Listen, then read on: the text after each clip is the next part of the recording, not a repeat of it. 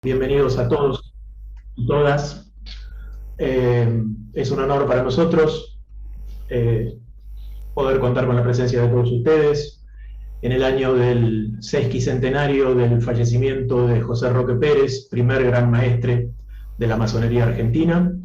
Y es un honor, una alegría, un privilegio para nosotros contar con la presencia tanto de Alejo Negelov, ex gran maestre de la masonería argentina, como de quien va a ser el expositor de esta noche, el muy respetable hermano, ex gran maestre también, como decíamos, de la masonería argentina, Nicolás Breglia. El tema de esta noche le pedimos a Nicolás, que es un profundo conocedor de los temas históricos, que se enfocara específicamente en la historia de la masonería en la República Argentina, porque es un tema que muchas veces se toca tangencialmente, pero quizás, estoy hablando por mí, pero quizás esto sea algo que les ocurre a muchos, no sabemos exactamente en qué momento y a través de qué mecanismo o de qué personas llegó por primera vez la masonería a nuestro país. Así que, Nicolás, te pediría si podemos empezar desde ahí, después seguramente, como siempre ocurre, tu disertación va a dar lugar a muchas inquietudes de los asistentes. Yo en lo personal ya tengo un par de cosas que quisiera que me aclares. Así que darte la bienvenida nuevamente, agradecerte tu presencia y todo tuyo. Adelante. Muchísimas gracias. En primer lugar, quiero agradecerles a ustedes la oportunidad que me brindan de hablar un poco de la historia de la masonería, no tan solo en Argentina, sino a nivel mundial. ¿Cuál fue el papel y por qué aparece realmente la masonería, la masonería moderna que nosotros conocemos en el siglo XVIII? ¿Qué ocurrió? ¿Qué pasaba en esa sociedad? La masonería, y es a donde me voy a abocar, y después vamos a tratar directamente cuál ha sido la participación de los hombres de la masonería en todo el proceso histórico en la Argentina, desde la independencia hasta la consolidación de la democracia y todo lo demás. La masonería moderna, tal como la conocemos en estos días, se forma en el siglo XVIII. Para comprenderla es importante tener en cuenta cuál era el estado de la sociedad política y social de esa época. En realidad se forma la masonería moderna cuando incorpora a filósofos políticos con el objeto de lo que nosotros denominamos construir nuestro templo interior para modificar la sociedad. Pero con anterioridad, la masonería había sido operativa y eran los que tenían los secretos de las construcciones y los que manejaban los gremios medievales. ¿Por qué hablo de este tema? Porque hay una particularidad muy importante en estos gremios medievales. Estoy hablando del año, para que ustedes tengan noción, 1100, del año 1100, es decir, hace 1000 años. Los gremios medievales tenían un derecho laboral primitivo. Tenían el concepto del salario justo, la prohibición del trabajo nocturno, la prohibición del trabajo de los niños, la jornada limitada de labor de 8 horas diarias por 48 horas semanales, y además tenían un sistema mutual, todo el mundo aportaba, donde se atendían a los accidentados, que eran muchos en las obras, y si no se mantenían a las viudas hasta el fin de sus días. Ese sistema de hace 1000 años recién se va a universalizar en el siglo XX, 1000 años después. Pero además con una característica: las logias que venían con la inmigración a fines del siglo XIX tenían las características de los gremios medievales. Si uno visita una logia que todavía subsiste, por ejemplo, Hijos del Trabajo en Barracas, ustedes van a advertir que en la parte de adelante tenían la biblioteca popular, que era donde contrataban maestras y docentes para que enseñen a sus hijos. Y en la parte de atrás estaba la mutual. Esa era la concepción. Una de las grandes concepciones que tuvo siempre la masonería fue la educación y la salud, que era totalmente adversa a más del 85% de la población cuando aparece la masonería moderna. Ahora, lo importante es ver qué tipo de sociedad, por qué se enfrentan. Además, fíjense ustedes, Los procesos revolucionarios se dan cuando se cambian los paradigmas de producción. Y en ese momento se estaba cambiando el paradigma de producción, que era justamente, estábamos entrando en la industrialización. Nos encontramos en el siglo XVIII con una sociedad sectaria, dogmática, injusta y discriminadora, con una ausencia total de movilidad social ascendente. Imperaba el absolutismo monárquico. Había una concepción divina de la ubicación del hombre en la sociedad. Es importante tener en cuenta cuáles eran los índices de desarrollo humano en esa época. Por eso a veces se obvia, cuando uno hace un análisis de un hecho histórico, cuál era el índice de desarrollo humano, qué pasaba. El índice de desarrollo humano en los países centrales europeos, el 85% de la sociedad era analfabeta. No tenía acceso, por supuesto, a la educación y a la salud, con una inmovilidad social exasperante. Si vamos al siglo X, al virreinato del Río de la Plata, que es lo que nos ocupa a nosotros, en el año 1810 el índice de analfabetismo ascendía al 95% de la población. Es decir, que existía un exiguo 5% de alfabetos. Las mujeres eran analfabetas, con algunas excepciones, como la esposa de Mariano Moreno o Mariquita Sánchez de Thompson. Una selecta minoría, la nobleza y el clero, eran los que gozaban de los bienes y servicios, de los privilegios de la sociedad. El resto estaba predestinado al sufrimiento sin posibilidad de progreso. En contra de este tipo de idea, de este tipo de sociedad, se levantó un movimiento filosófico y cultural que fue el de la Ilustración, que proponía un nuevo tipo de sociedad, enfrentaba al absolutismo monárquico, la justificación divina del poder y los privilegios corporativos. En realidad, es una lucha que se inicia, es una verdadera lucha revolucionaria, que se inicia en contra de una sociedad teocéntrica y trata de imponer una sociedad egocéntrica, donde el hombre tenía principio, objeto y el fin era el hombre. Planteaba la secularización de la sociedad y la democratización, la libertad del hombre para pensar, expresarse, trabajar, estudiar y crecer, tener derechos y obligaciones en la sociedad, tolerancia religiosa, igualdad y fraternidad, ideas que hace suya la masonería. La masonería originalmente fue operativa, como les decía, y posteriormente se transforma en operativa en el año 1717, incorporando filósofos políticos militares con el objeto de modificar la sociedad. Fue parte de un vasto proceso de cambio cultural que dio origen a las democracias modernas. Plantea la democratización de la sociedad y la soberanía popular como justificación de la relación de mando y obediencia. Esto fue revolucionario en esa época. No podían concebir cómo un siervo de la gleba tenía el mismo derecho que un señor feudal. Rechaza el concepto divino del poder y el fatalismo dogmático de la ubicación del hombre en la sociedad. La masonería fue la primera asociación civil a nivel mundial que se oponía a una sociedad feudal y rígida, planteando su modernización. Era una escuela de la igualdad, un espacio para la libertad de conciencia y un asilo para el humanismo.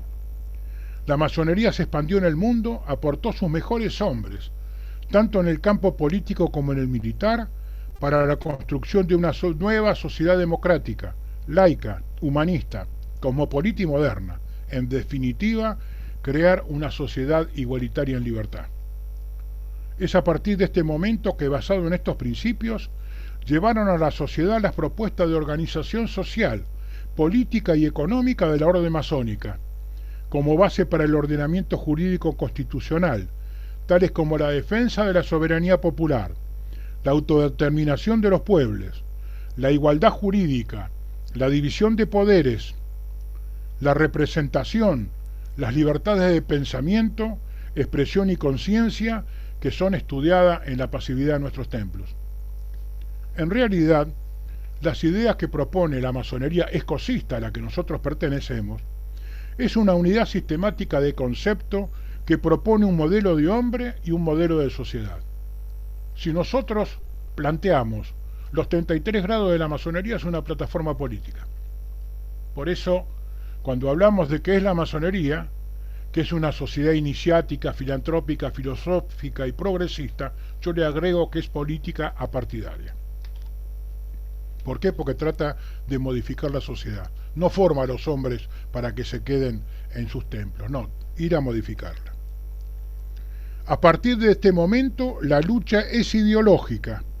Por un lado, quienes pretenden democratizar la sociedad, liderados por hombres que emergen de la masonería, y por el otro lado, quienes defienden el absolutismo monárquico, defendiendo los privilegios corporativos enquistados en la sociedad entonces, dirigidos por la Santa Alianza. Y es ahí donde se inicia una gran lucha. La Santa Alianza está dirigida por el Vaticano. Por eso a nosotros mezclan la parte política con la religiosa y nos empiezan a perseguir y todo lo demás, pero no nos persiguen por nuestros errores, sino por justamente nuestros aciertos, al plantear la igualdad de derechos, la incorporación, la movilidad social ascendente, la educación para todos, salud para todos. La lucha, la confrontación ideológica se produce primero una lucha para interpretar cómo es la historia, se inicia una lucha en Europa, entra dentro del Imperio Español y se produce una verdadera guerra civil dentro del imperio. La lucha se traslada a América. La declaración de la independencia no fue un fin en sí mismo, sino una consecuencia de las luchas entre los bandos en pugna. La consecuencia fue la independencia americana. A fines del siglo XVIII y principios del XIX, se instalan logias masónicas en la ciudad de Buenos Aires. En 1795 se forma la Logia Independencia, con carta constitutiva de la Gran Logia General Francesa, escocesa de Francia, que es el antecedente del Gran Oriente francés. Que es donde se inicia Manuel Belgrano y Juan José Castelli.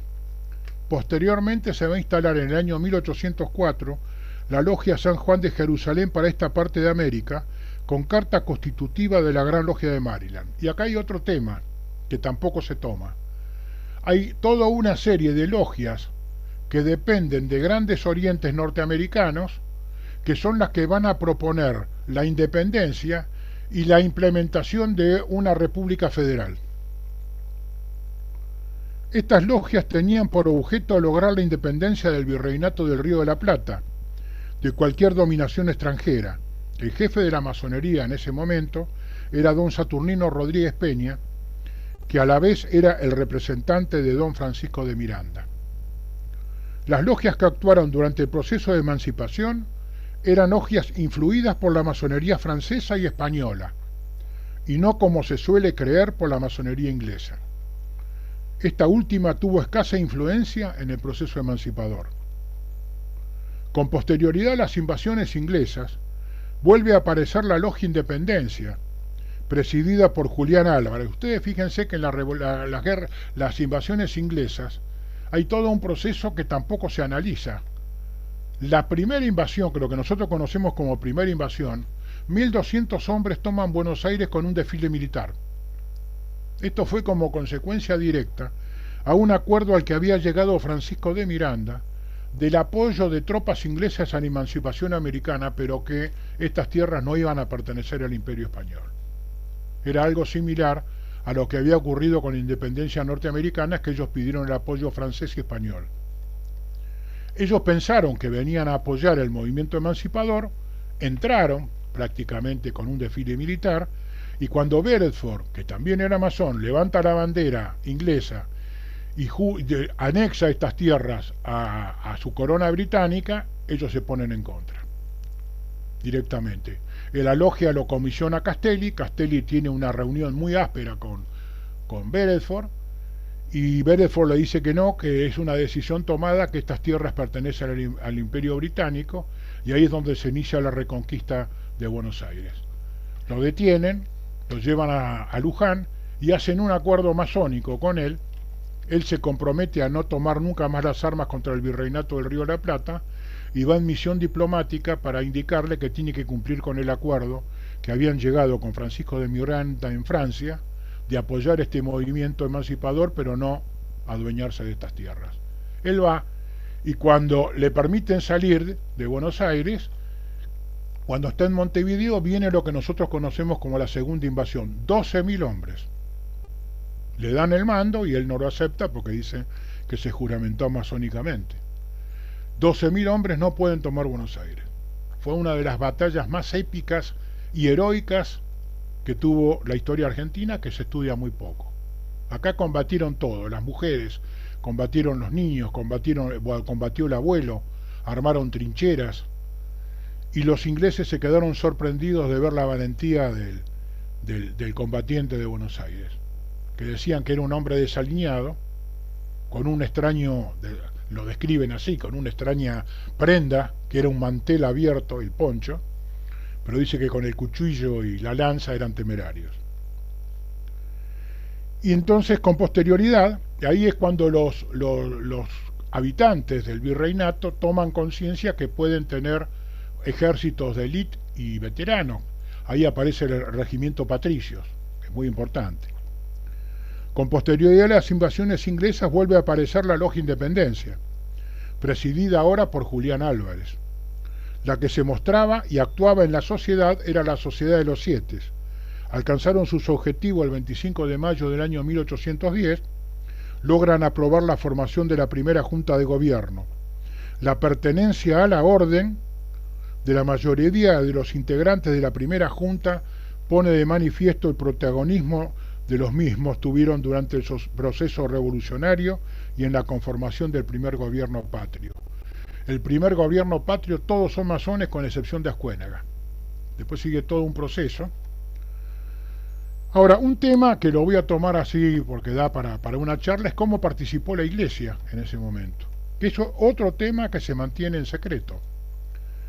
Hubo un grupo de clérigos que se plegaron a las logias masónicas y al ideario del racionalismo ilustrado y se enfrentaron abiertamente al Vaticano, directamente.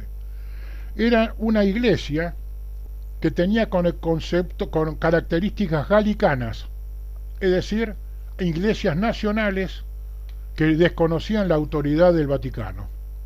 Y habían otros que eran jansenistas, que consideraban que solamente se debía obediencia a Dios y no había intermediarios. Entonces, esta iglesia, dirigida por el deán Diego Estanislao Zavaleta, que es uno de los grandes intelectuales de la Revolución de Mayo, son los que se pliegan a las logias masónicas y enfrentan abiertamente la iglesia dirigida por el Vaticano, que era la que estaba en la Santa Alianza y defendía el absolutismo monárquico. Acá uno se confunde y dice, pero ¿cómo? Si la iglesia estaba en contra de la emancipación americana, ¿cómo participaron tantos clérigos? Eran clérigos que se oponían al Vaticano.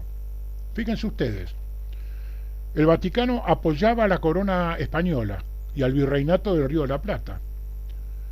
El cabildo del 22 de mayo hay 26 sacerdotes católicos que votan la destitución del virrey.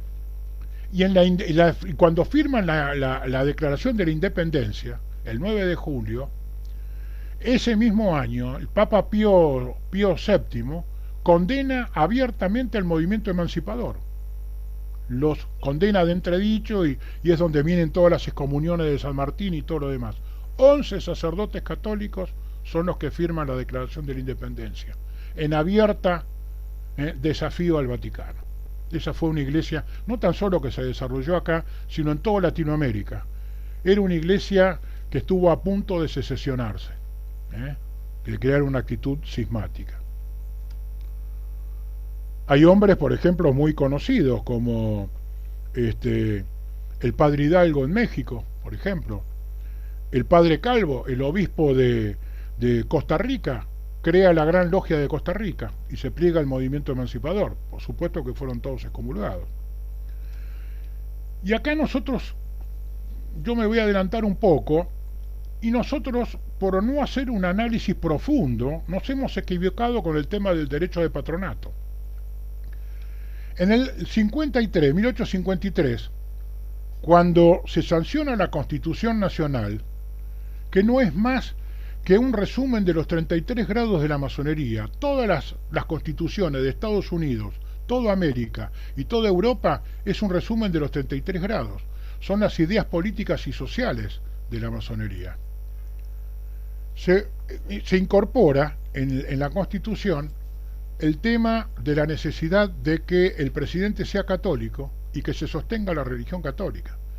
¿Saben por qué el presidente tenía que ser católico? Tenía que ser católico porque era el que elegía a los obispos, por el derecho de patronato. El que elegía a los obispos durante todo ese periodo, hasta el gobierno de Onganía, era el presidente de la nación, que por eso tenía que ser católico, y le presentaban una terna en el Senado, él los elegía y comunicaba al Vaticano. Era una forma de control de la Iglesia que tenía, es al revés. Por eso hay muchos que cuestionan el carácter, si era laica o no sea laica el país cuando nace en el 53. La Argentina fue un país totalmente laico. Y dicen, no, pero sostenía la Iglesia Católica. No, pará. ¿Qué Iglesia? El Vaticano no. Justamente la sostenían para que mantengan independencia económica con el Vaticano. Y nos equivocamos. ¿Por qué? Porque nosotros atacamos el derecho de patronato. ¿Y por qué se aplica el derecho de patronato? Porque si nosotros queríamos integrar un país con los caudillos, que eran el resto los caudillos tenían una gran influencia de estos sacerdotes revolucionarios, y había que incorporarlo. Inclusive el gobierno tuvo actitudes muy duras cuando el nuncio apostólico le critica la ley 1420 y Roca lo expulsa del país. Y cuando eligió alvear a Monseñor de Andrea, y el Vaticano no lo acepta porque era un obispo democrático, y nombra a otro y la Corte Suprema le revocó y quedó Monseñor de Andrea. Entonces esa es una de las cosas que es interesante puntualizar y que normalmente no se toca. Fíjense ustedes que el Concilio Vaticano I, ¿cómo habrá sido el problema en esa época? Que el Papa Pío IX los convoca para enfrentar, tocan dos temas fundamentales, el racionalismo y el galicalismo. Y en este concilio se aprobó como dogma de fe la doctrina de infalibilidad papal. ¿Por qué? Por toda la atomización que había. Aclarado este tema, que da para más, pero bueno, ahí queda, en la masonería, siguiendo la historia nuestra, aparece la Logia Lautaro, que es la Logia Lautaro, la base de la Logia Lautaro es la Logia Independencia. Fue fundada en el año 1812 por San Martín y Carlos María de Alvear. Hay otra cosa. A veces algunos dicen si San Martín era o no masón. Si San Martín no hubiera sido masón, no hubiera sido el libertador de América, de esta parte de América, igual que Bolívar. Fue elegido por esa asociación civil, asociación a nivel mundial. Se denominó también, la Logia Lautaro se denominó también la Gran Logia de Buenos Aires. Trabajaba con el rito moderno francés, que contaba con 5 grados, los 3 primeros simbólicos presididos por Julián Álvarez y los otros 2 filosóficos, el grado cuarto denominado Rosa Cruz y el grado quinto Caballero Cadollo. Según testimonio del general José María Sapiola, Belgrano, el deán Diego Estanislao Zabaleta, entre otros, integró la Logia Lautaro cuando era presidida por Pueyrredón. La asamblea del año 13, por ejemplo, donde iba a declarar la independencia, se frena la declaración de la independencia cuando aparece la Constitución Liberal de Cádiz, que extiende la condición de ciudadanos a todos los miembros del imperio, y además les da autonomía a los virreinatos, y además nombra diputados en las Cortes. Ahora, se frena la declaración de la independencia, había 2 constituciones para aprobar, y cuando restituyen al rey Fernando VII, en el año 1816 declara la independencia. Y después hay toda una lucha donde se establece el directorio, que es un unicato dirigido desde Buenos Aires. Hay un enfrentamiento con los caudillos del interior y el directorio es derrocado en el año 1820 en la batalla de Cepeda, donde cae el directorio.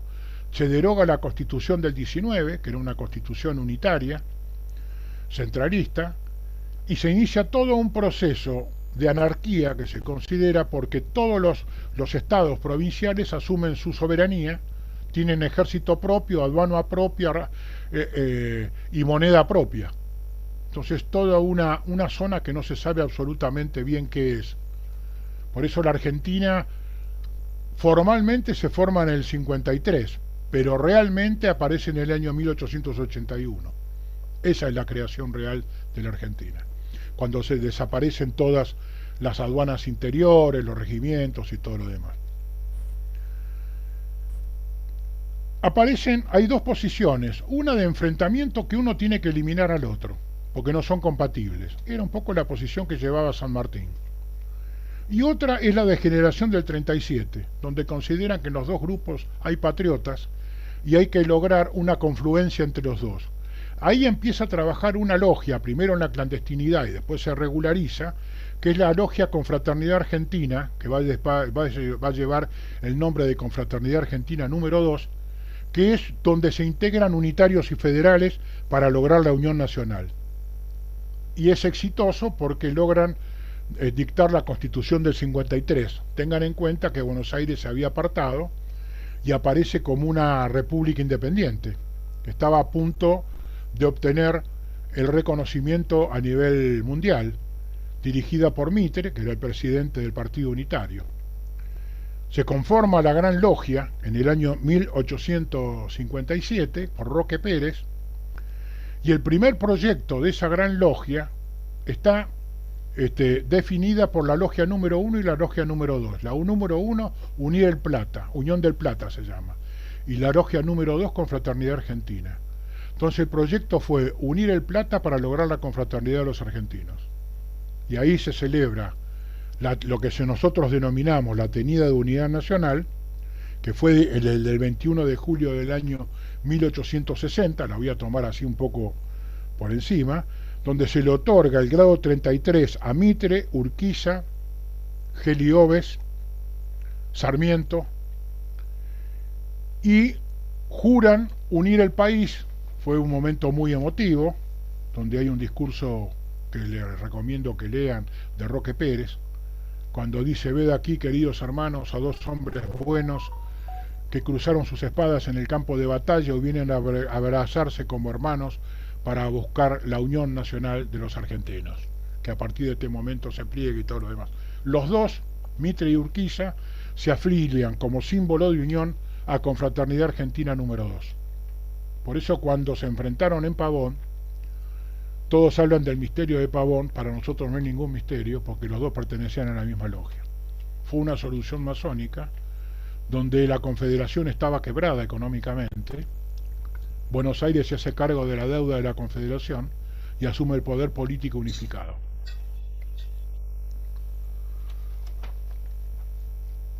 Hay un tema que es muy interesante, que es muy poco tocado, que es el debate entre industrialistas y librecambistas del año 1875. Tengan en cuenta que el primer abrazo histórico fue el de Urquiza y Mitre, y el segundo abrazo histórico es el de Perón-Balbín, que después vamos a hacer alguna mención sobre el tema, que son los que trataron de buscar políticas de unión nacional y un proyecto común de país.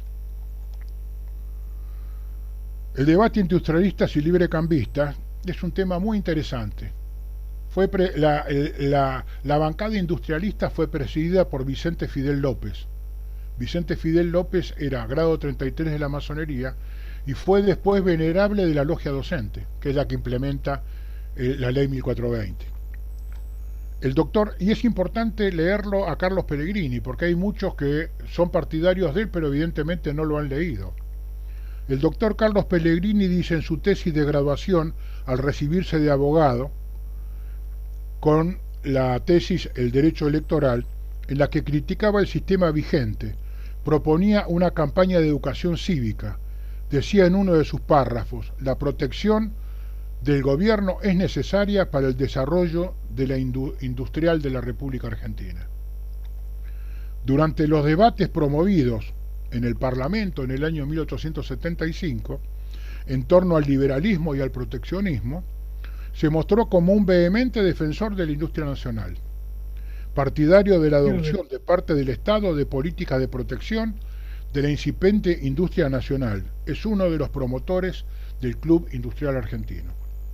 En esa oportunidad, en uno de sus apasionados discursos dijo: si el libre cambio desarrolla la industria que ha adquirido cierto vigor y le permite alcanzar todo el esplendor posible, el libre cambio mata a la industria naciente.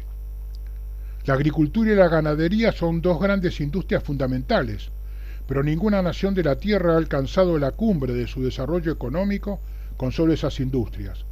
Las industrias que las han llevado al máximo del poder son la industria fabril, la industria textil. Es la primera en mérito y la última que se alcanza porque ella es la más alta expresión del progreso industrial. Él sostenía que una vez que se creaba una industria había que protegerlo. Y esta bancada industrialista fue exitosa porque logró poner barreras aduaneras a los escasos productos que se fabricaban en la Argentina. Uno de los proyectos fundamentales de la masonería fue el de la política educativa y el de salud, con un concepto de integración de todos. Fíjense ustedes que en el año 1810, con los índices de analfabetismo que habíamos planteado, Belgrano plantea un proyecto de educación integral para todos, que tenía que estar sostenido por la sociedad y por el Estado, donde también planteaba la necesidad también de educar a la mujer. Eso es uno de los antecedentes muy importantes. Pero si nosotros vemos cómo se implementó esta política, que se transformó en política de Estado con un concepto de gratuidad, vamos a ver, haciendo un paneo bastante, digamos, en todo el proceso, el Estatuto Provisional del año 1815 dice: es deber de la sociedad en su conjunto aliviar la miseria y desprecio de los ciudadanos proporcionándole los medios para instruirse. La Constitución del 19, que es elitista y concentradora y unitaria, dice: formar planes uniformes de educación pública y proveer los medios para el sostén de los establecimientos de esa clase. La Constitución del 53, al Congreso corresponde formar planes generales de educación pública. Todos estos principios son resaltados por la Constitución del año 1853. Con estos ejemplos se pone en evidencia que la educación pública con características de igualdad y universalidad era un objetivo común que se transformó en una política de Estado. También la política de salud, donde la masonería promociona los hospitales públicos, gratuitos para todos. Fíjense que los hospitales públicos de Capital Federal, la mayoría llega a nombres de médicos masones. Y eso se va a complementar con las mutuales que venían con los masones de la inmigración, que forman mutuales en todos los gremios, y eso va a dar origen a los hospitales de colectividades. Por ejemplo, el Hospital Italiano. El Hospital Italiano es una sumatoria de todas esas mutuales dirigidos por masones. Si usted va al Hospital Italiano, va a ver que en la puerta lo saluda ¿cómo se llama este hombre? Mazzini, Giuseppe Mazzini. Se me produjo una laguna, les pido disculpas. Ahora, en el proyecto educativo, es un proyecto que presenta Sarmiento, que fue rechazado por Chile, porque en Chile querían una educación estratificada, y el proyecto sarmientino era de igualdad y de educación popular para todos. Lo toma la masonería, lo toma como propio, se designa la logia docente.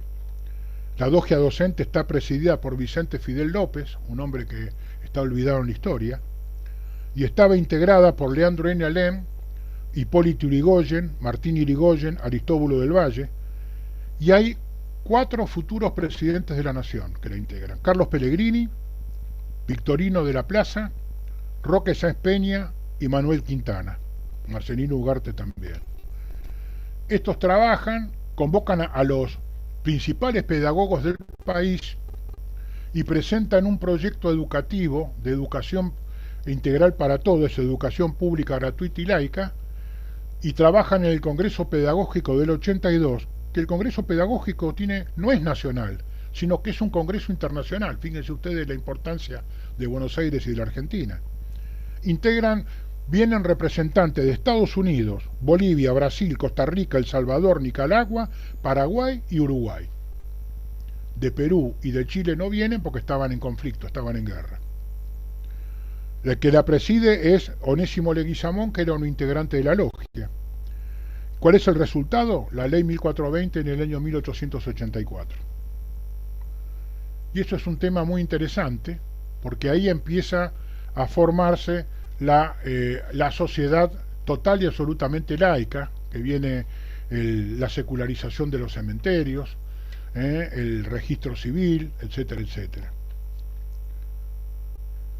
Este proyecto educativo, fíjense que cuando se implementa la ley 1420, el 80% de la población era analfabeta.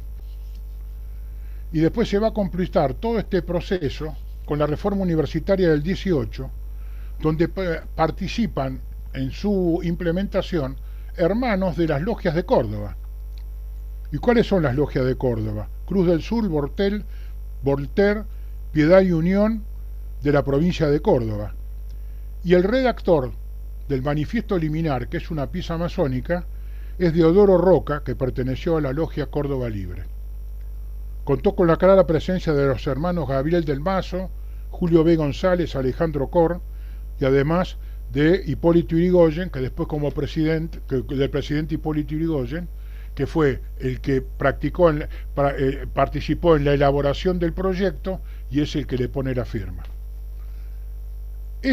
Además hay otro tema, hay logias, por ejemplo, de Rosario que lo apoyaron, y hay una declaración explícita de la Gran Logia que apoya la reforma universitaria del 18. La reforma tuvo una trascendencia a nivel mundial. Inmediatamente se expandió en las universidades de Buenos Aires, La Plata y Tucumán. También por América Latina. En Perú, la reforma fue encabezada por Víctor Haya de la Torre. Con el paso del tiempo contó con la adhesión importante de personalidades americanas. En Brasil, Darcy Ribeiro. En Chile, Salvador Allende y Pablo Neruda. Germán Arciniegas, Germán Arciniegas de Colombia. Luis Jiménez de Azúa de España. El guatemalteco Miguel Ángel Asturias. Jesús Silva Herzog, entre otros. La reforma universitaria contó con una clara presencia de la masonería argentina, como les había dicho anteriormente. Todo este proceso educativo provocó una verdadera revolución en la Argentina. Argentina, yo me animaría a decir que fue uno de los pocos países, el único país conjuntamente con Uruguay, que nació en un hogar obrero, pudo ser profesor universitario, pudo ser un empresario o presidente de la nación. Fíjense ustedes que desde la mitad del siglo XX hasta ahora, todos los presidentes argentinos han tenido un iletrado en su familia. Son los expulsados por la pobreza y la miseria de vieja Europa o de los países en que han venido. Ese es un proceso revolucionario que nosotros tenemos que mantenerlo. Tenemos que luchar justamente por una educación que sea omnicomprensiva e integradora para todos. Como le había dicho anteriormente, el país real, el país tal como lo conocemos nosotros ahora, se crea en el año 1881, cuando por un acuerdo magistral de Bernardo de Irigoyen con Chile, Chile le reconoce la soberanía sobre la Patagonia a cambio de que Argentina no participe en la Guerra del Pacífico. Se firma, primero es una división de las altas cumbres y después de la divisoria de agua. Fíjense que Argentina incorpora un territorio poblado por chilenos e indios. Es uno de los pocos a nivel mundial. Se eliminan las aduanas interiores, los regimientos, los ejércitos, se unifica la moneda y a partir de ese momento la Argentina queda integrada en el mundo. Es interesante hablar de la revolución de 1890 que fue llevada adelante por un gran maestre, Leandro N. Alem, y secundada por otro gran maestre que fue Bartolomé Mitre. Y después tenemos la división de la Unión Cívica, donde aparecen los partidos que emergen de la masonería. Los partidos que emergen de la masonería es la Unión Cívica Radical, creada por un gran maestre, la Unión Cívica Nacional, creada por otro gran maestre, el Partido Socialista, la Democracia Progresista, y después hay partidos provinciales. Y además la formación de los sindicatos. Los primeros sindicatos está la Federación Tipográfica Bonaerense, la Unión Ferroviaria, la Fraternidad, y después los sindicatos de, digamos, de actividades, los profesionales, plomeros, cloaquistas, etcétera, etcétera, que estaban dirigidos por anarquistas que en su mayoría integraban la masonería. Ustedes fíjense, hablando de las centrales obreras, la central obrera del quinto y del noveno Congreso estaba dirigido por masones, porque tenía una gran influencia entre los anarquistas y entre los socialistas. La revolución del 93 tiene características peculiares. Leandro N. Alem establece en Rosario su cuartel general en la casa de Eugenio Pérez, que era el hermano menor de Roque Pérez. Y cuando es derrotado, presenta su nota a Eugenio Pérez, que era grado 33 de la Logia Unión 17 de Rosario, y le pide el asilo político. Se lo conceden. Y le conceden el asilo, y lo protegen, notifican a las autoridades, y él podía estar en un lugar consagrado como la Logia Unión 17 de Rosario y está protegido. Es el mismo asilo político que pidió Fidel Castro en su momento en Cuba cuando estaba perseguido, se lo pide a la Gran Logia y la Gran Logia se lo concede. La reforma universitaria fue también bandera de lucha de la Legión del Caribe, que era una asociación masónica integrada, presidida por Figueras, que era presidente de Costa Rica, que luchó contra todas las dictaduras centroamericanas. Y además fue bandera de lucha del Mayo francés. Fíjense la trascendencia que tuvo justamente la reforma universitaria del 18. La elección de Palacios fue un acuerdo dentro de la masonería, porque se había dictado el voto uninominal por circunscripción, y los que levantan la candidatura de Palacios fueron 3 logias de la Boca: Hijo del Trabajo, la logia Tito Besio, Italia Unita, levantan la candidatura. Cuando hacen un recuento, tenían 100 votos y no alcanzaba para ser electo. Entonces acuerdan con los cívicos nacionales, justamente con Manuel Aparicio, que era un hermano de la logia de Palacios. Manuel Aparicio era un dirigente de los cívicos nacionales, de los mitristas, bajan su candidatura, lo apoyan a Palacio y ahí aparece el primer diputado socialista de América, como el primer diputado obrero, que fue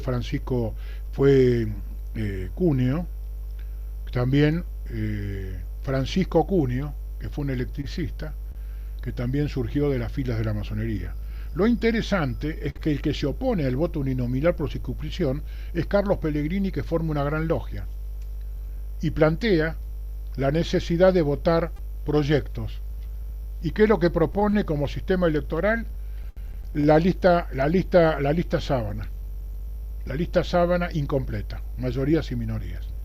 Porque decía que el resultado del voto uninominal por circunscripción había anarquizado el poder legislativo.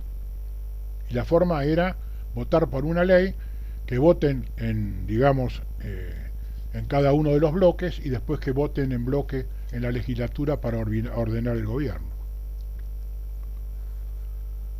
Uno de los temas también es el del sufragio universal, que es una de las grandes luchas que llevan, que fue la revolución del 90, la revolución de 1905, del 93. Pero hay un tema muy fundamental, ahí se logra en el año 1912. Pero hay un tema que nadie ha tenido en cuenta. Roque Sáenz Peña, Victorino de la Plaza y Hipólito Yrigoyen pertenecían a la misma logia. Eran adversarios pero no enemigos, y había un diálogo. Tan es así que Yrigoyen, hereda al edecán presidencial de Victorino de la Plaza, que fue el coronel Roberto Bosch, que después se va a levantar en armas en el año 1933.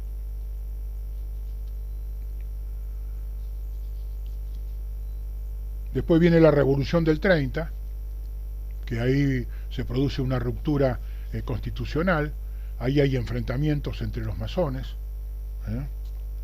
que eso daría para una charla mucho más profunda. Aparece Forja. Forja es una asociación masónica. Son todos masones con excepción de Scalabrini Ortiz. Jaureche, que había peleado en la revolución de 1933, era masón. Homero Mansi, Gabriel del Mazo, Luis del Espiane, Celestino Barros. Celestino Barros después va a ser Juan Celestino Barros, el ministro de Industria en la segunda presidencia de Perón. Y hay algo notable. Todos estos integraban la logia Bernardino Rivadavia. Fíjense ustedes a veces qué contradicción.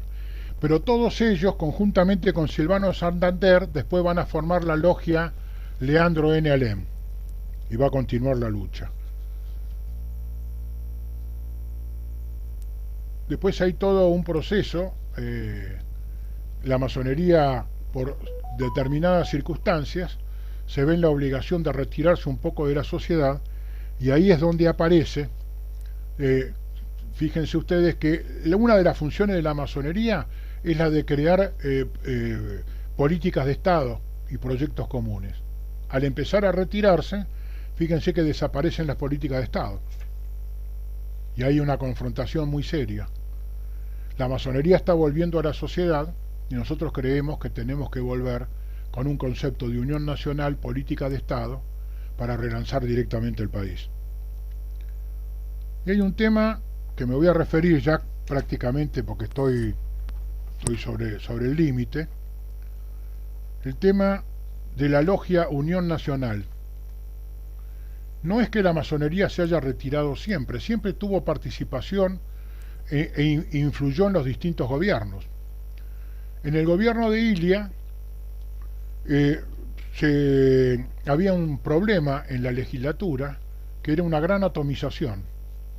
Entonces ahí se forma la logia Unión Nacional, dirigida por León Patlis, que era un diputado demócrata progresista, con la idea de unificar las posiciones y lograr la sanción de leyes muy importantes, como fue la nacionalización del petróleo, la creación del salario mínimo vital y móvil, como fue también la ley de medicamentos, entre otros.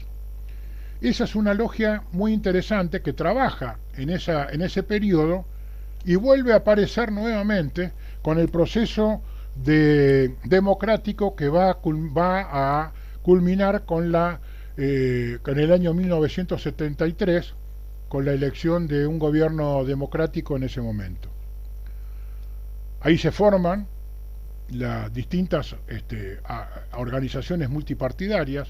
Una de ellas es la Hora del Pueblo, que es justamente donde León Patlis y la logia Unión Nacional va a trabajar con fuerza. Después la logia Unión Nacional trabajó en el Consejo de Consolidación de la Democracia de Alfonsín. Y ahí empiezan a trabajar para lograr algo que era impensado en ese momento, el abrazo de dos líderes que se habían enfrentado en el pasado, para que se abrazaran en algo, una réplica a lo que fue la tenida de Unidad Nacional. Esto no se hace en logia, pero sí hay una participación muy importante de la logia Unión Nacional, y son los que logran el abrazo Perón-Balbín. Ahora, es interesante, si ustedes escuchan con detenimiento el discurso de Balbín cuando despide al amigo, cuando ya Perón fallecido, él dice: nos reencontramos en homenaje a las viejas luchas.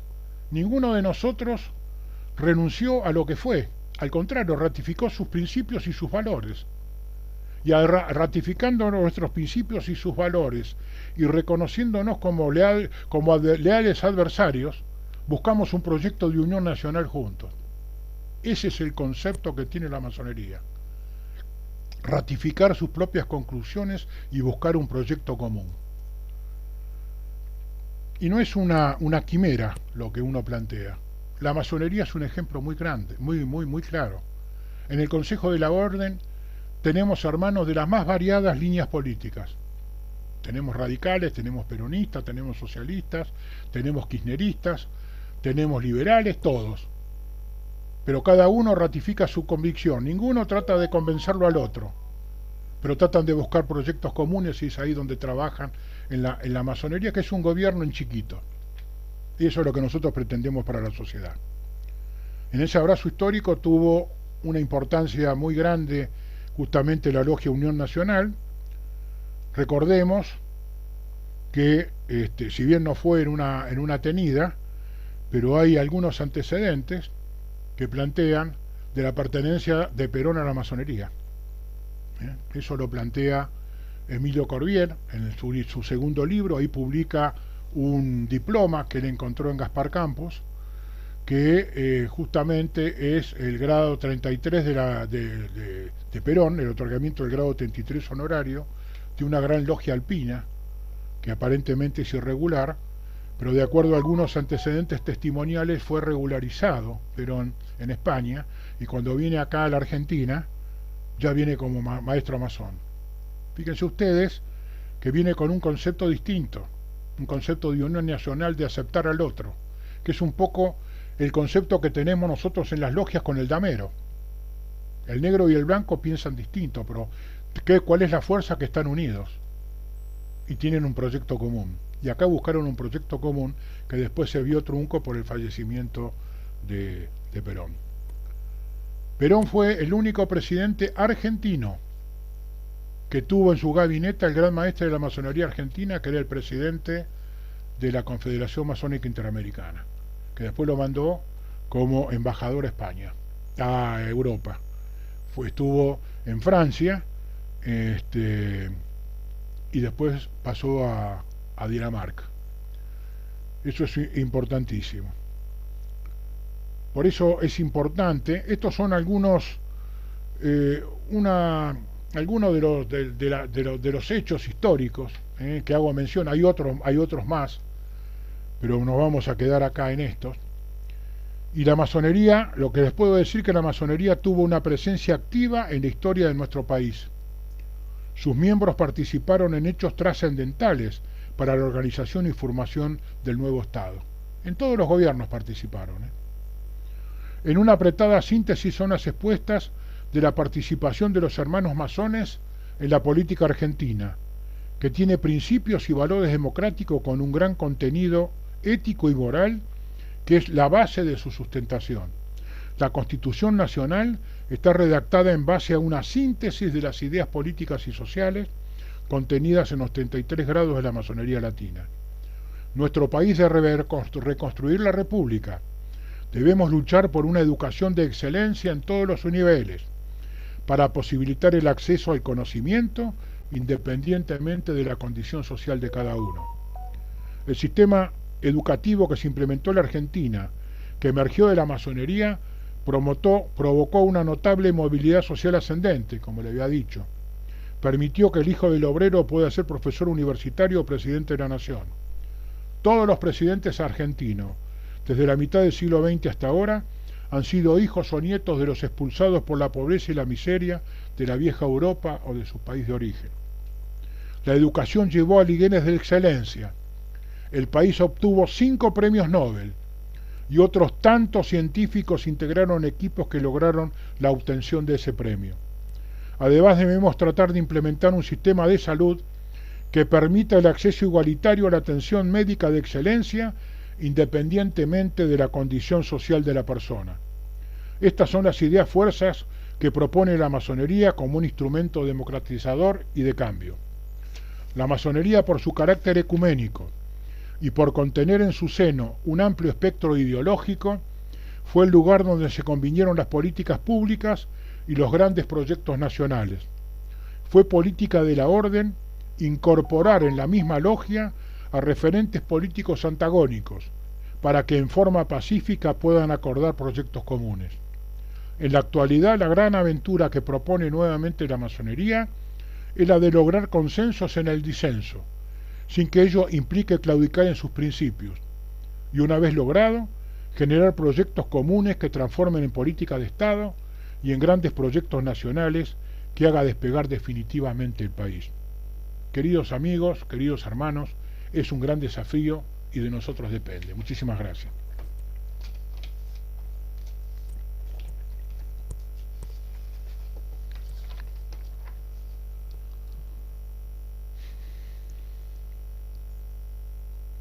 Muchas gracias, Muy respetable hermano Nicolás, la verdad, como siempre que te escuchamos, nos llevamos, como decimos los masones, un enorme salario de todo lo dicho por vos esta Eso, noche.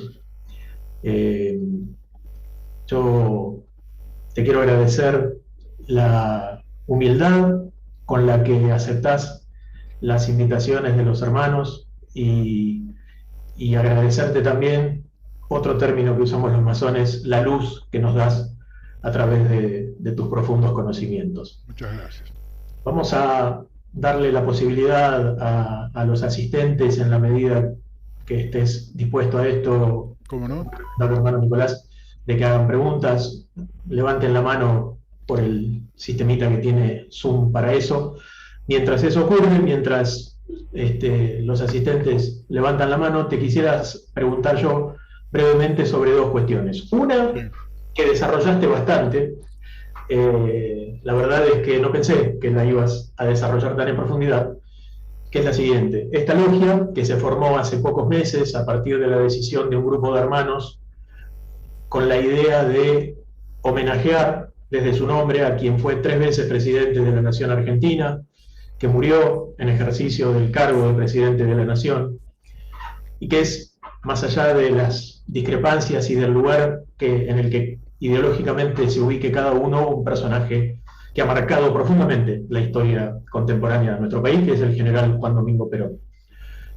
Siempre existe la duda en las conversaciones, ¿pero Perón era masón o no? Bueno, creo que has despejado esa duda con creces y, y ratificar un poco lo que vos decías. Perón no fue iniciado como se dice, o como hay una historia que lo cuenta, que no fue iniciado en Puerta de Hierro, en Madrid, en su exilio, sino que fue iniciado mucho antes, en ocasión de que él estaba haciendo un curso en su condición de militar en la década del 30 aproximadamente, y ahí fue iniciado en una logia alpina, que era en ese momento una logia irregular, y en todo caso lo que después se hace en España es regularizarlo y convertirlo en un masón regular, digamos. Así que bueno, te agradezco enormemente este corrimiento de velo que has hecho sobre una cuestión que no queda del todo clara a veces. Y también has tocado el tema muy tangencialmente. Yo sé que es un tema delicado, escabroso, pero me consta, lo hemos conversado, que la masonería internacional tuvo muchísimo que ver en el regreso de Perón al país, en el hecho de que volviera a la presidencia de la nación con una misión muy clara, que era justamente la de unir a los argentinos en un momento en el cual las divisiones eran muy profundas. Y bueno, y Perón, que ya estaba muy grande y estaba enfermo, aceptó ese convite, digamos, a tratar de unir a los argentinos. Eso por un lado, no quería dejar de señalarlo. Y por otro lado, quisiera preguntarte por un personaje histórico eh, que también genera divergencias, genera muchas veces polémicas, pero que también ha sido muy trascendente y ha marcado muy profundamente la historia argentina, que es Juan Manuel de Rosas. Sí. Hasta donde yo sé, Rosas no era masón, pero sí sé que estuvo, y vos me lo podrás ratificar hasta donde vos puedas o sepas, que estuvo muy relacionado con la masonería y que la masonería intervino y lo ayudó en circunstancias muy particulares de la historia argentina. ¿Podrías explayarte un poquito sobre eso? Sobre Rosas en sí. Si vos, por ejemplo, estudiás la historia de Rosas, vas a ver que él ataca a la masonería jacobina, que es la masonería francesa y todo lo demás, pero en su gobierno tiene masones que justamente integran las logias que, digamos, que tienen carta constitutiva de los Estados Unidos, que son los federales. Ahora, hay un tema que es muy interesante. Rosas, por ejemplo, es el único hombre de la historia. Primero que hay que analizarlo en su contexto, porque a veces uno lo analiza con una visión del siglo XX y XXI y no es así. Es en su contexto, él es un hombre y sus circunstancias del momento en que le toca actuar. Pero él es el único hombre de la Argentina, el único prócer o hombre de la historia argentina que es protegido por Inglaterra. Y no tan solo es protegido por Inglaterra, sino también por la Gran Logia de Inglaterra. Eso es un tema interesante que eso me llevó hace varios años a pedirle informe a la Gran Logia de Inglaterra si él se había iniciado cuando fue exiliado a Inglaterra. Y últimamente que hicimos otro estudio, también insistí en lo mismo, y me dijeron que ellos no dan información vía remota, sino en forma presencial. ¿Por qué? Porque yo tengo mi idea. Primero, que cuando él es derrotado en Caseros, el que lo espera con el salvoconducto es el ministro plenipotenciario inglés. Y lo lleva con el salvoconducto y lo llevan directamente a Inglaterra. El que le entrega la chacra para que él viva, por eso en la historia argentina hay cosas muy raras, porque el que le entrega la chacra, él es el vizconde Lord Palmerston. El vizconde Lord Palmerston es un hombre de un alto grado de la masonería inglesa y además es el primer ministro inglés, que es el que lo ayudan. Y después hay algo muy extraño. Urquiza lo derrota, pero resulta que él lo mantiene hasta que Urquiza se muere. Le manda recursos. Y hay otro tema que a mí me sorprende, porque él en el testamento, yo en una época me dediqué a leer todos los testamentos de los próceres, porque ahí uno ve cuál es la última voluntad o la concepción y todo lo demás. En el testamento de Rosas nombra al albacea testamentario al vizconde Lord Palmerston, con la facultad de sustituir en todos los ministros de Relaciones Exteriores del Imperio Británico para que intercedan ante el gobierno argentino para recuperar las tierras que le han sido ilegalmente expropiadas. Es cierto, le habían expropiado todo. Y él dice, me corresponde porque admiro su gobierno y tengo 2 nietos ingleses. Y ahí se empezó a resolver. Este tema tuve la oportunidad de conversarlo con Alberto González Arzac y con Lavaqué. A la vuelta de mi estudio hay una asociación Juan Manuel de Rosa, que yo a veces iba, ahora ya no con la pandemia, y ellos daban clase. Y lo planteé con ellos. Bueno, ellos no me quedaron en que iban a averiguar y contestarlo, pero no. Por eso digo que a veces en la historia es una cosa muy especial. Una cosa es el relato y otra cosa es a veces las cosas que realmente ocurrieron, ¿no? No sé. Gracias, muy respetable, hermano. Bueno, vamos a darle la palabra entonces a quienes nos la han pedido. En primer lugar, al querido hermano orador de nuestra logia, al venerable hermano Homero Bonafé. Tenés la palabra, querido hermano. Gracias, venerable maestro. Muchas gracias, Nicolás, por esta charla. Y me quedaba ahí dando vueltas como este relato que hiciste con el impacto positivo de la masonería en la historia argentina, en la historia de la humanidad, pero en la historia de la Argentina.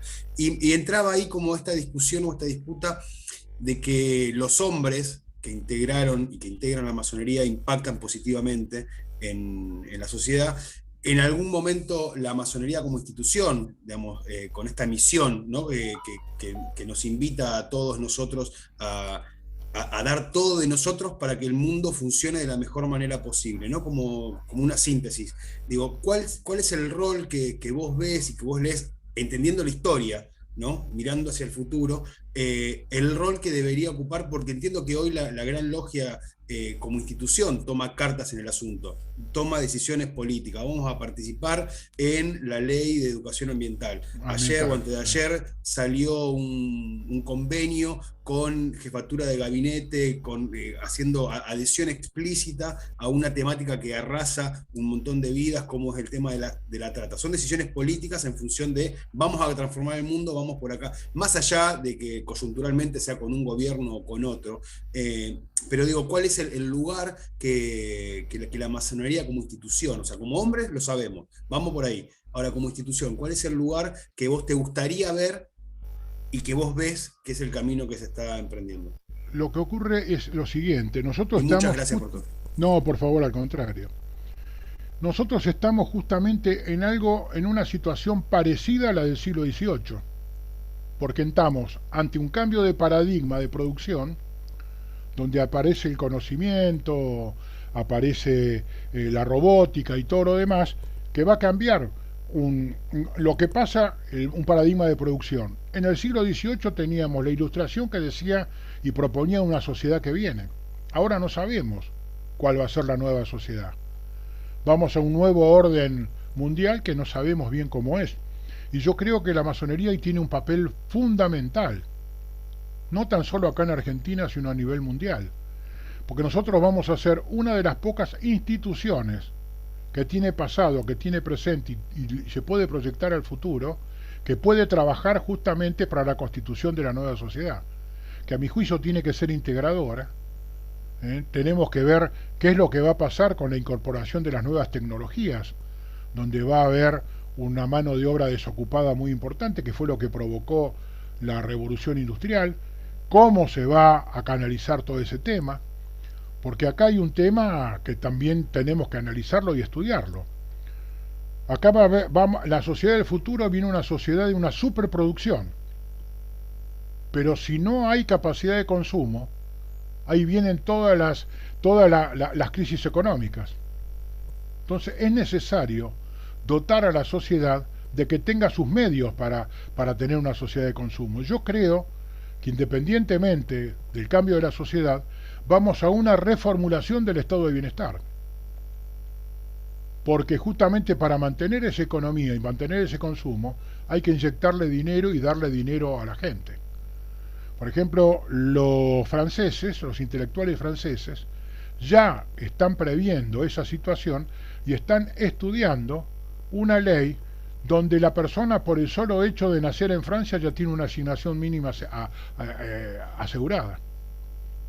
Ese es un tema importantísimo. Y además no es una quimera, ya lo tiene Suecia, lo tiene Noruega, lo tienen los países más desarrollados. Entonces, yo creo que ahí la masonería tiene una gran función, en lograr una sociedad integral para todos. Y además, ser masón es complicado porque nosotros atacamos los privilegios enquistados en la sociedad y tratamos de universalizarlos. Entonces, por eso hemos sido tan perseguidos.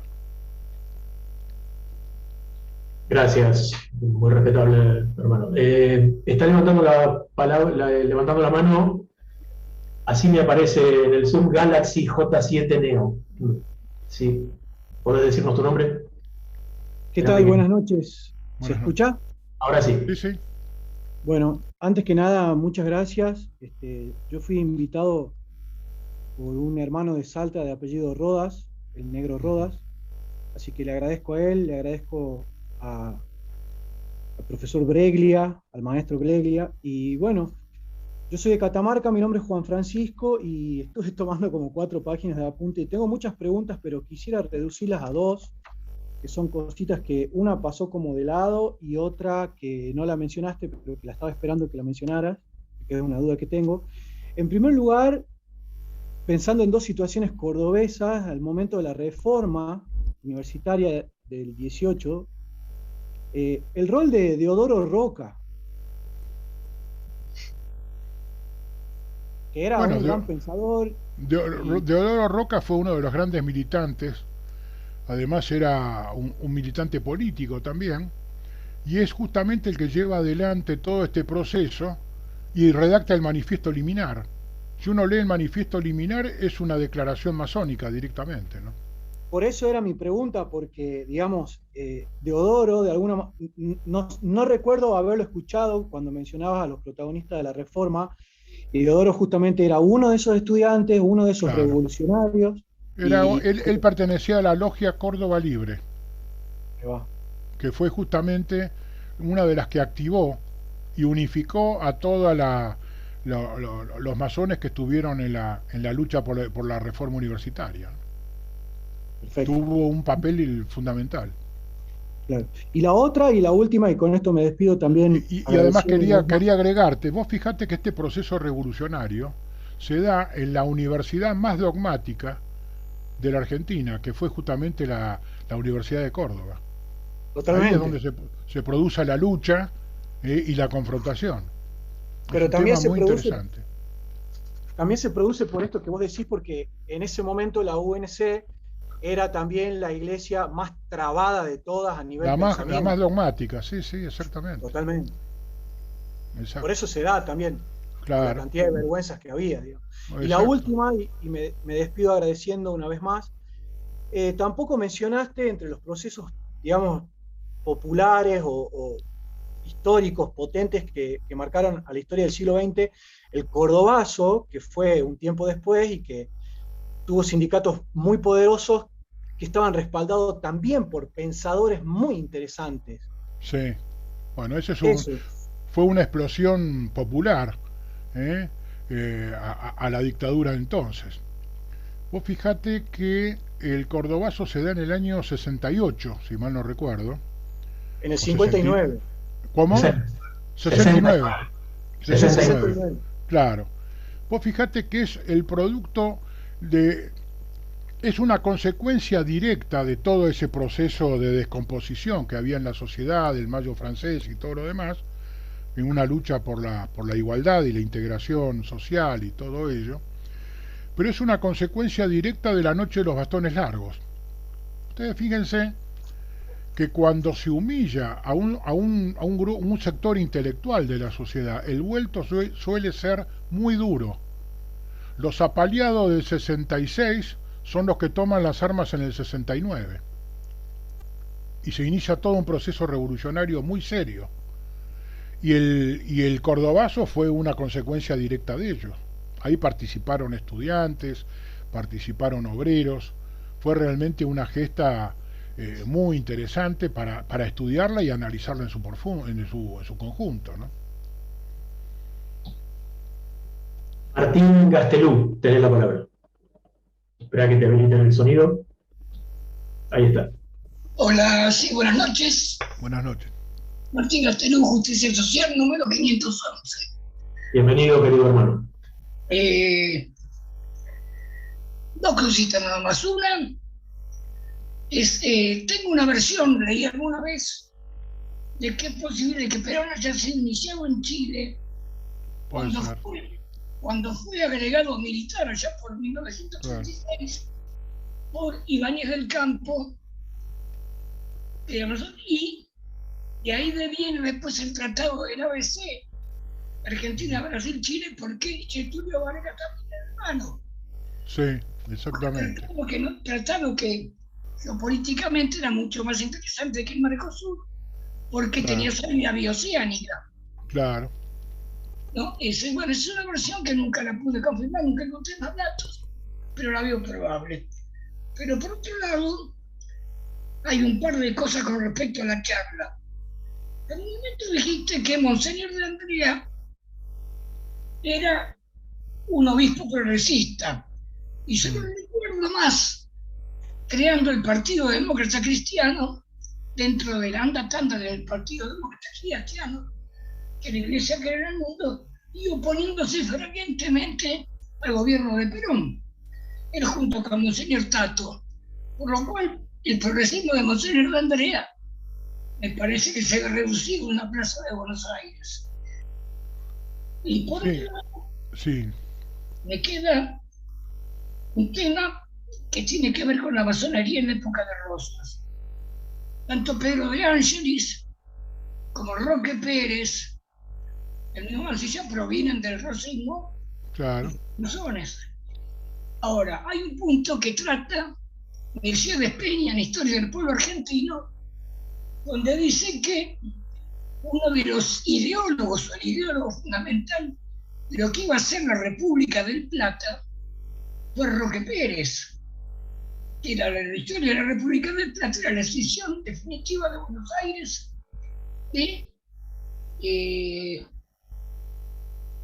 de la Confederación, teniendo en cuenta que Roque Pérez es el que logra unificar en Buenos Aires a los unitarios con los federales para la expulsión de Urquiza y el famoso 11 de septiembre. Y que queda eso. Entonces me queda esa duda siempre con respecto a la participación de Roque Pérez, más allá de que me queda mi duda, y esto ya es anecdótico y un problema mío, porque en esa reunión hay 4 presidentes argentinos, la reunión de la Unidad Nacional, ¿no? Sí. Sarmiento, Urquiza, futuro presidente como Mitre, Sarmiento, y Roque Pérez muere justo en la presidencia de Sarmiento. O sea que tal vez Helios iba a ser el próximo, porque el proyecto ese queda inconcluso por la muerte de Roque Pérez. Esas son las dudas que me quedan. Bueno, hay varias más, pero no importa. No creo que, y termino con esto, que Perón haya vuelto por la masonería. ¿Cómo? No escuché, perdón, ¿qué es? Que no creo que en el año 72 Perón haya vuelto por la masonería. Creo que volvió por una lucha popular que hubo, lo acabas de decir, lo que fue el proceso del 66 en adelante, y creo que volvió en una instancia de pacificación nacional. Punto de Juan, y muchas gracias por la charla. No, al contrario. No, yo cuando hablé de Monseñor de Andrea, progresista, en relación a los obispos que nombraba en ese momento el Vaticano, que adherían a ideas totalmente fascistas y nazis y lo que iba a ser posteriormente el nazismo. Ahora, en relación a lo que usted dice de que Roque Pérez estaba de acuerdo con la República del Plata, no es así. Roque Pérez fue funcionario de Rosas durante 10 años en el Secretario de Relaciones Exteriores, y cuando se produce la Revolución de Septiembre, cuando asume Mitre como gobernador, él se exilia en Uruguay, porque estaba en contra, porque él era un federal dorreguista, un federal doctrinario. Él adhería a ese pensamiento. Y después vuelve cuando hay toda una especie de aceptación de todos los demás, pero él se exilia porque estaba justamente en contra de Mitre. Ese es el tema, ¿no? No sé si quedó pendiente alguna otra. Sí, le doy la palabra a otro querido hermano de la logia, Juan, Mario Garberolio.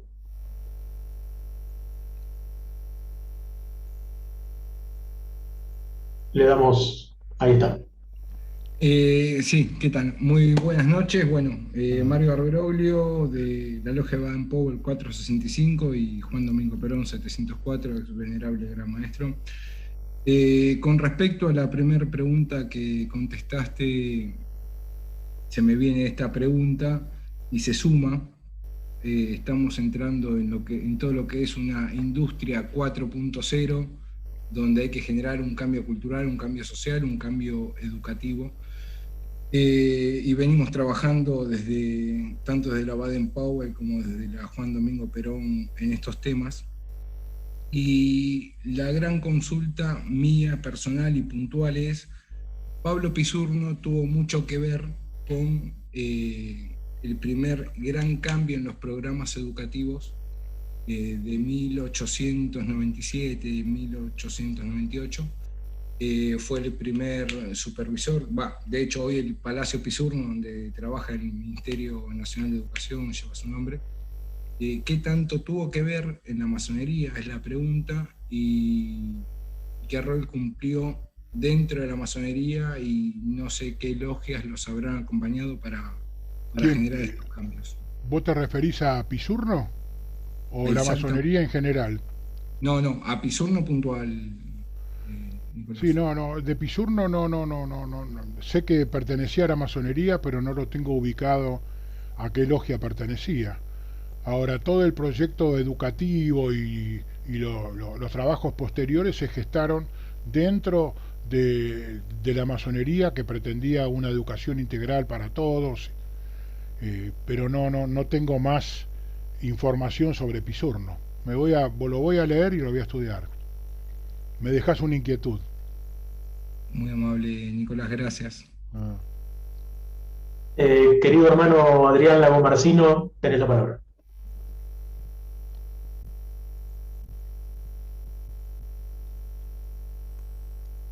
Ahora sí, no. No, está.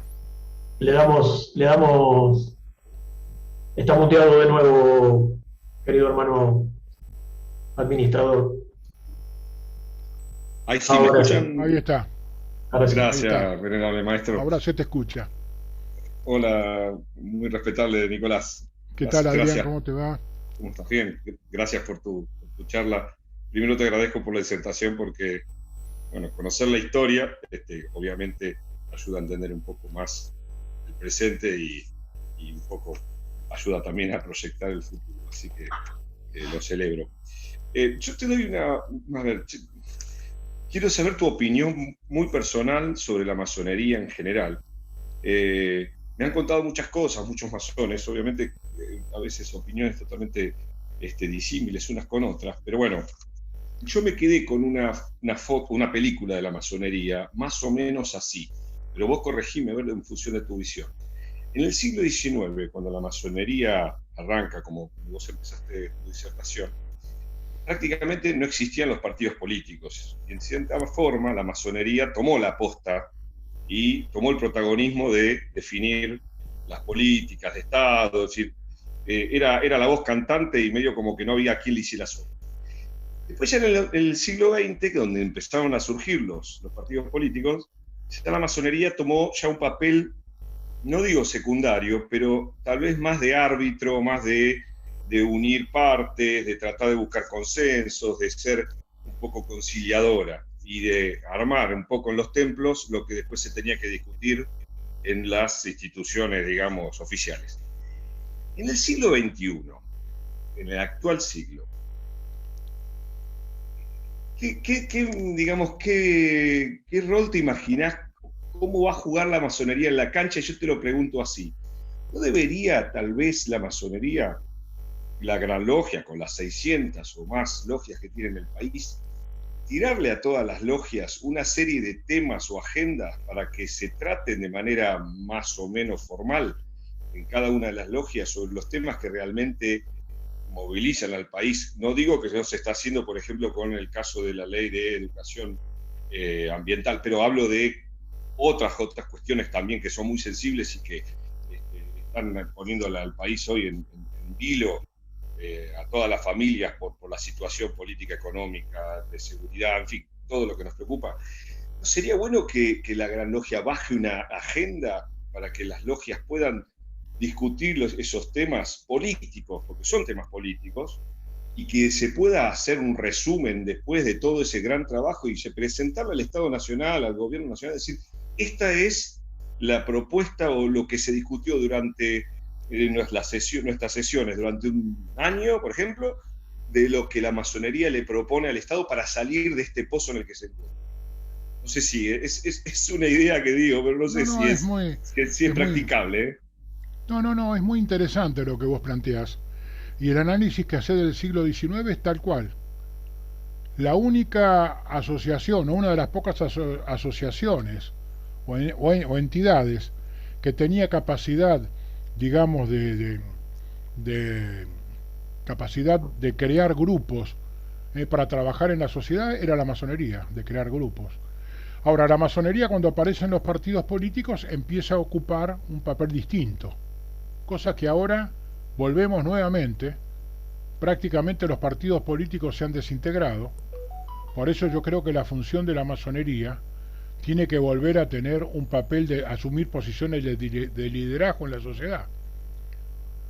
En realidad, de hecho, en forma virtual lo está planteando a nivel latinoamericano. Pero coincido con lo que decís vos en querer definir determinados temas, bajar línea en las logias y que las logias trabajen sobre ese desarrollo para crear una política integradora y que nosotros podamos volcarla a la sociedad. Sí, coincido plenamente. Yo creo que es la función de la masonería en la sociedad que viene. Es fundamental. Gracias, muy respetable. Muy respetable, hermano Nicolás. Te propongo lo siguiente. Hay dos pedidos más de la palabra. Los concedemos y ya no queremos tampoco abusar tanto de tu generosidad y de tu tiempo. En todo caso, te comprometemos para una futura nueva charla, pero lo dejaríamos acá. Antes de dar la palabra a los dos hermanos que la están pidiendo, quisiera agradecer una serie de saludos que nos dejan en el chat al venerable hermano Carlos Dorado, venerable maestro de la respetable logia Eloy Alfaro 556, muchas gracias, venerable hermano. A al querido hermano que hizo uso de la palabra hace un ratito, Martín Castelú, de la respetable logia Justicia Social 511, al querido hermano Oscar Vareiro Polo, un querido hermano nuestro de la logia Francisco de Miranda 358, a Pablo Natal, agradecerle también, a Daniel Marcelino de Lago Puelo, Chubut, muchísimas gracias hermano por tu presencia esta noche, y al querido hermano Andresito de la logia José Ingenieros 451 del Oriente de Bellavista, Corrientes. Agradecerles a todos ellos y a todos los demás asistentes por acompañarnos esta noche. Les comento que seguramente van a querer ver de nuevo esta charla, por ser abierta como fue en esta ocasión. Nosotros, la logia tiene un canal de YouTube que se llama Logia Perón. Ahí van a poder encontrar en un par de días la grabación de esta charla. Así que, sin más, entonces, le doy la palabra, en primer lugar, a mi muy querido y venerable hermano Andrés Reynoso. Gracias, Rodo, querido. No, era para agradecerte por esta charla. La verdad, feliz de verlos activos y trabajando por el engrandecimiento de la orden. Desde este nombre tan grosso que le pusieron a la logia, o sea, se llevan una mochila importante en el hombro para hacerle honor al nombre que eligieron para su logia. La verdad que estoy feliz por todos ustedes.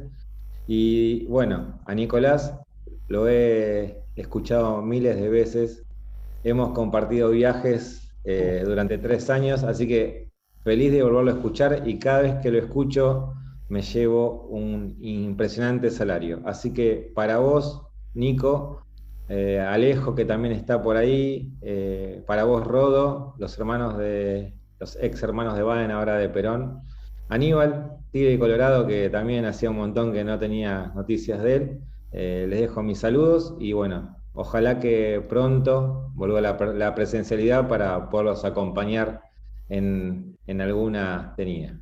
Gracias, querido y venerable hermano Rodo, y la verdad que feliz de verte otra vez sentado en el banquillo de Salomón. Gracias. Muchas gracias a vos. Un abrazo, Andrés, gracias. Bueno, ahora sí, entonces vamos a la última pregunta, al querido hermano Gabriel Palma. General maestro, queridos hermanos todos, muy respetable Nicolás, un gusto escucharte como siempre. Yo tengo una pregunta. ¿Qué crees vos que la masonería tendría, si lleva alguna mochila del pasado que tenga que dejar atrás? Y sería desdoblada la pregunta. ¿Cómo ves, después de dejar eso que arrastra históricamente, si lo hay, algo que arrastre históricamente, cómo ves la masonería en el futuro? ¿Cómo crees que tendría que ser la masonería del futuro? La masonería tiene que asumir posiciones de liderazgo en la sociedad que viene. Porque, como les decía anteriormente, vamos a una sociedad que no sabemos cuál es la proyección. En el siglo XVIII teníamos un movimiento filosófico y cultural que decía esta sociedad va para allá. Ahora no. Inclusive estamos en un momento en la posmodernidad, un momento de cambio de paradigmas, de cambio de valores.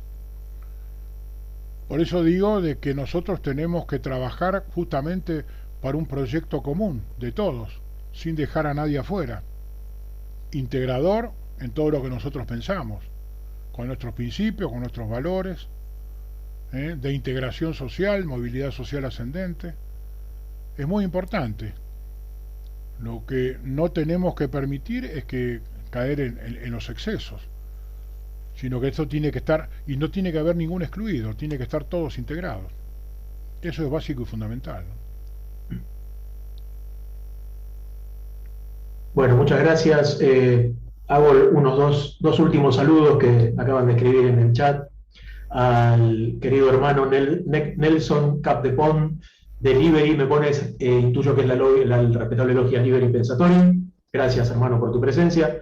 Y al muy querido hermano Aníbal Seleme, alguien que muchos de los que estamos acá queremos mucho, lo extrañamos mucho, hemos caminado mucho con él en nuestra logia madre Baden Powell 465, y es una alegría verlo, aunque sea a través de este medio, ya lo vamos a hacer personalmente. Por último, agradecerle muy especialmente la presencia al muy respetable hermano Alejo Nejelov, como dije al principio, ex gran maestre de la masonería argentina, y a vos, mi querido y muy respetable hermano Nicolás, ¿qué te puedo decir que no se te haya dicho? Agradecerte enormemente tu calidad de masón, tu calidad de hermano y tu calidad de persona, de acudir inmediatamente cuando algún hermano te convoca para algún encuentro de este tipo. Siempre estás predispuesto y siempre, como dicen los hermanos Scout de Baden Powell, estás siempre listo, y como decimos los masones, siempre en pie y al orden.